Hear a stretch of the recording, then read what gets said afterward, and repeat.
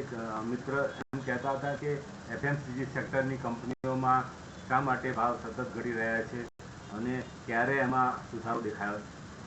તો મેં એમને કીધું કે એફએમસીજી સેક્ટર એ માત્ર સિટી પૂરતું લિમિટેડ નથી, ગામડાઓમાં પણ એનો સ્કોપ હોય છે.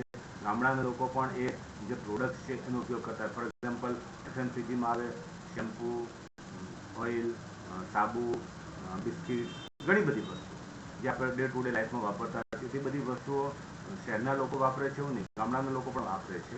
અને છેલ્લા 6-7 મહિનાથી આપણી જીડીપી 6-6.5% આસપાસ ચાલે છે, છતાં પણ રૂરલ ગ્રોથ નથી. રૂરલમાં કોઈ ડિમાન્ડ નથી જોવા મળતી. તો ડાબર, બ્રિટાનિયા, HUL, કોલપાલના ચેરમેન સ્ટેટમેન્ટમાં અને એના જે ફોર્ટનાઇટલી આવે લેટર, એમાં સાંભળવા મળ્યું છે કે ગ્રોથ ઓછો થઈ રહ્યો છે.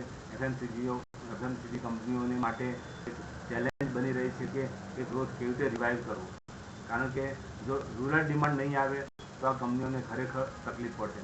તો એ રૂરલ ડિમાન્ડ ક્રિએટ કરવા માટે સરકારે જે પણ સ્ટેપ લીધા છે એ, અને આ કંપનીઓ પણ પોતે પ્રાઇસ હાઇક કરવાની જગ્યાએ થોડો ઘટાડી રહી છે, થોડી એડવર્ટાઇઝમેન્ટ વધારે રહી છે, થોડા ડિસ્ટ્રીબ્યુશન નેટવર્ક વધારે છે.